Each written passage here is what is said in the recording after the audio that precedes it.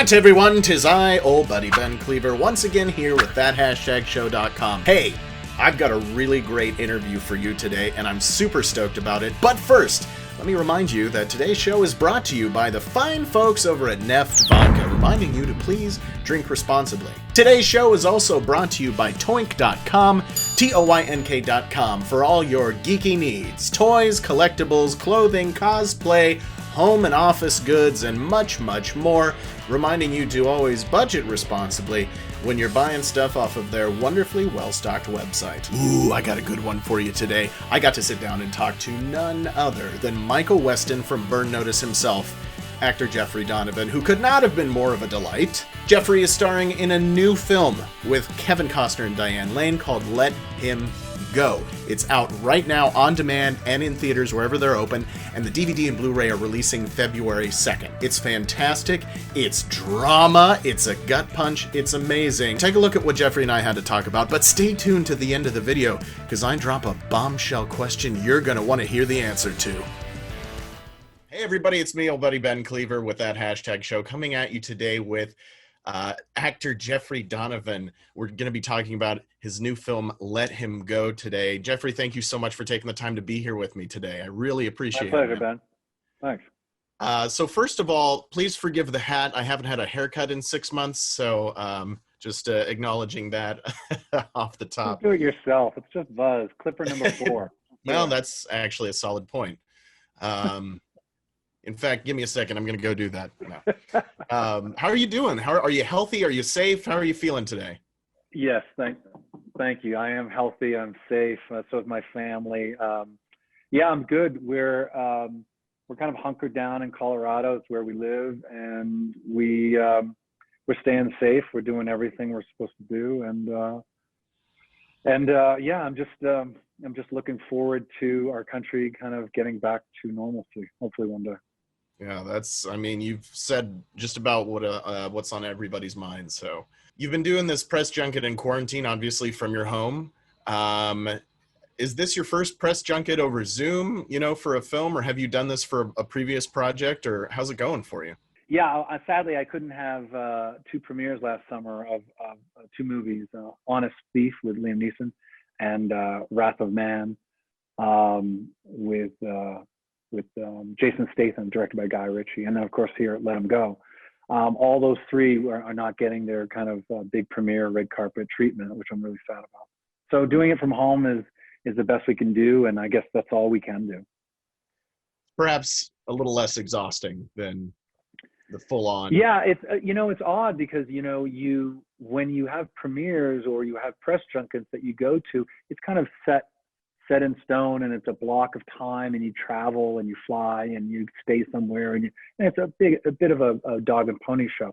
But when it's at home, you literally go, I have to fit that Zoom meeting in between making my kids lunch and picking them up from school and stuff like that, and it becomes less priority. Let's talk about Let Him Go. I watched this film last night, and geez Louise, this was a gut-wrenching. I mean, this was a gut punch. This is a drama. This is a hard drama, but I really, really enjoyed it. First off, when and where did you film this? The American West scenes of, it's supposed to be in Montana and North Dakota. Where did you film? Yeah, we actually shot in the mountains of Calgary, which is kind of, the Rocky Mountains north. And that's where we also shot Fargo. So it was nice to kind of meet the old crew from Fargo was shooting some of the movie, and it was great. Yeah, we found the plains, and Tom Bazooka did an amazing job with his production team, finding that kind of Americana landscape, even though it was in Canada. There's not much difference between a Canadian tumbleweed and an American tumbleweed. Right. How long ago did you shoot this? Oh, geez. I think January 2019 we wrapped, I think. Yeah. So a couple of years by now. Yeah, 1.5 years, I think. I might be off on the month, but it was in 2019.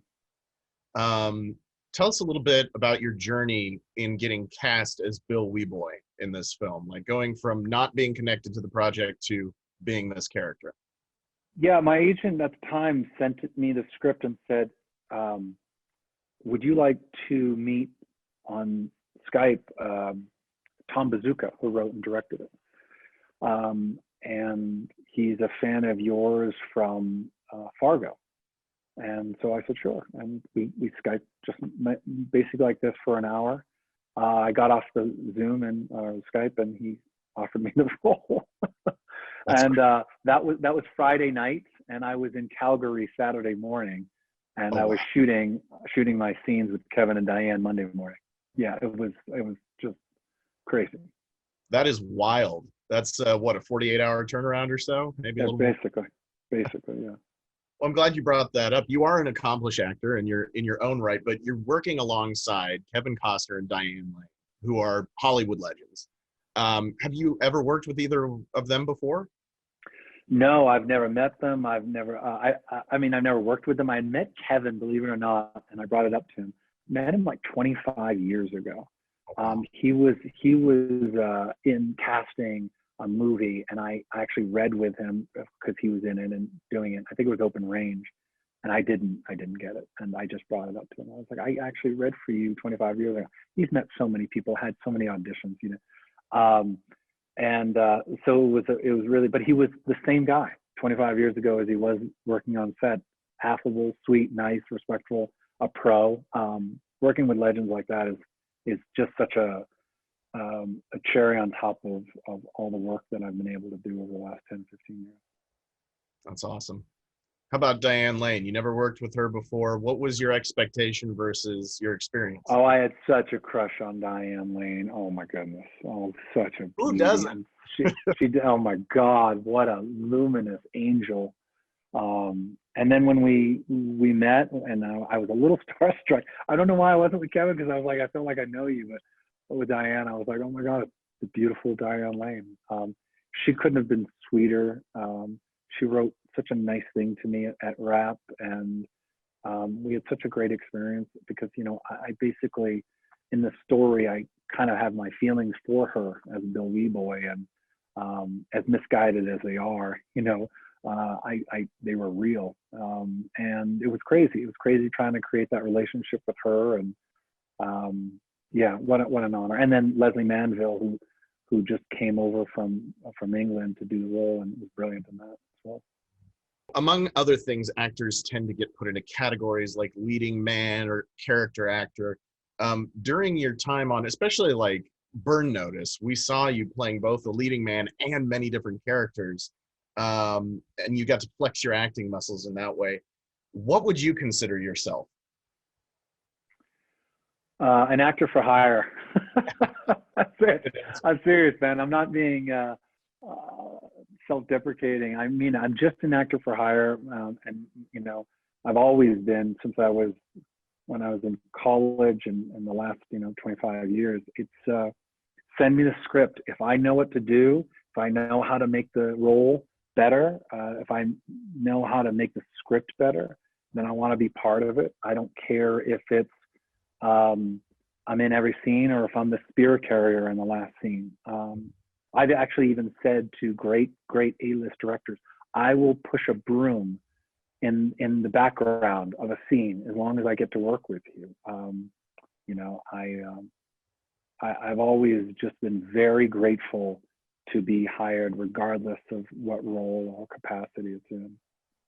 This movie, as I mentioned before, is a heavy drama. It's gut wrenching. What was the culture like on set?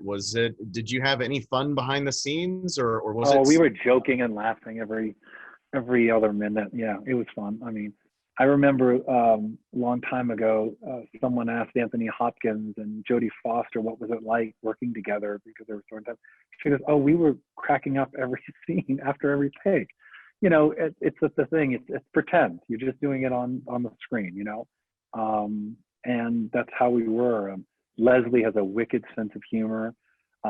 Kevin and Diane couldn't be more loving and supportive. I mean, there were times where they were like applauding a take. You know, they just of the other actors. It was just, it was just great. It was just such a wonderful experience. And then all, I think, came together because Tom Bazooka created an atmosphere on the set that was just so welcoming, so safe, so creative. And I owe him a lot for hiring me and letting me play in that arena. It's awesome. And of course, Kevin and Diane are Ma and Pa Kent. Can't beat that. Yeah, they keep getting into trouble.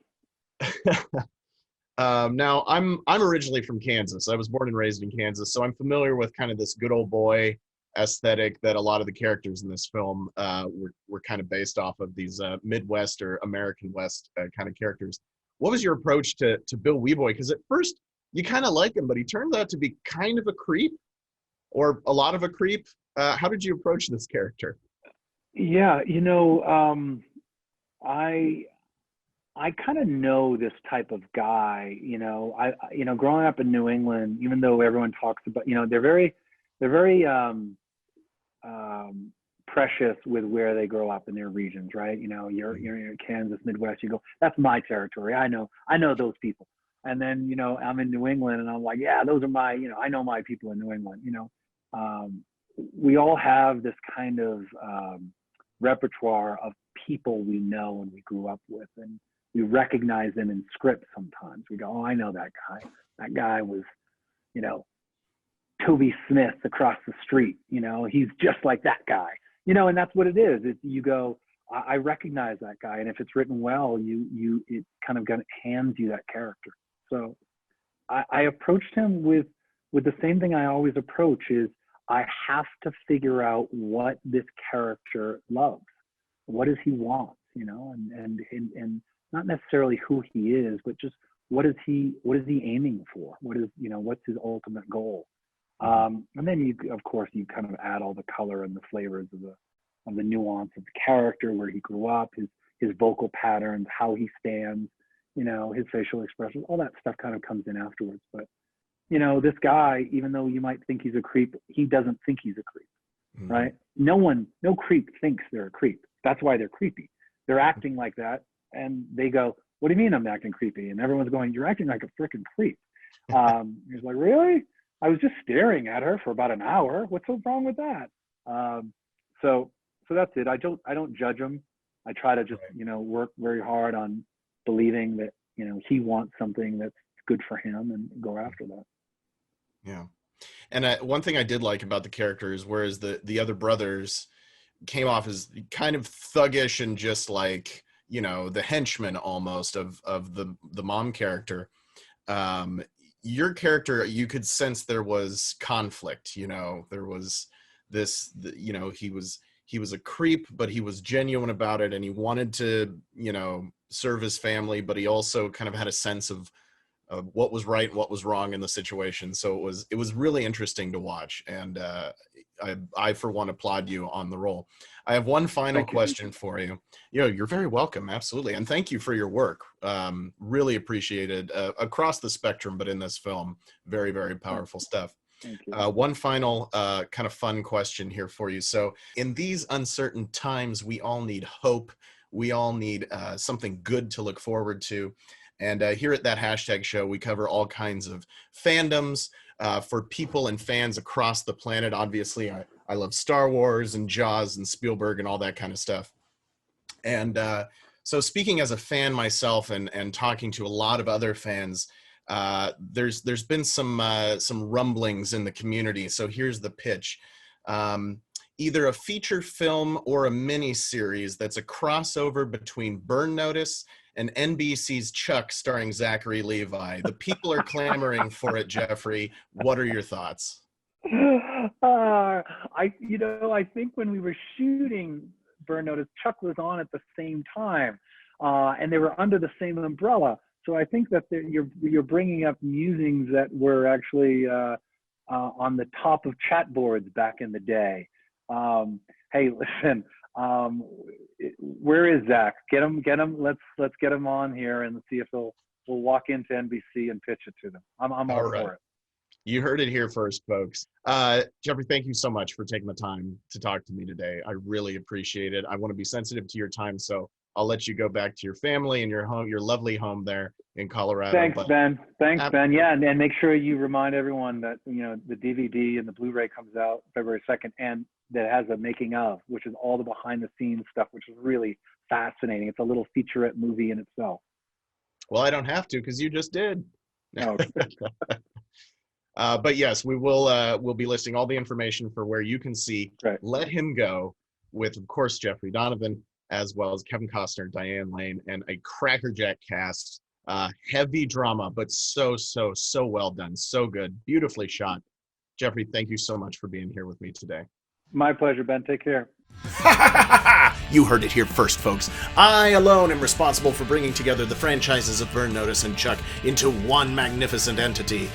Well, we'll talk more about that later. Let Him Go is available on demand right now and in theaters wherever they're open. The Blu-ray and DVD drop on February 2nd, and Jeffrey wanted me to remind you that there is a wonderful behind-the-scenes making-of documentary included with the disc, and he's super stoked about that. Thank you so much for watching this video today. I loved interviewing Jeffrey. He could not have been more delightful to talk to. Be sure and stay tuned to thathashtagshow.com for all the latest pop culture, geeky, nerdy news, everything that you can handle before your brain explodes. Once again, my name is old buddy Ben Kliewer.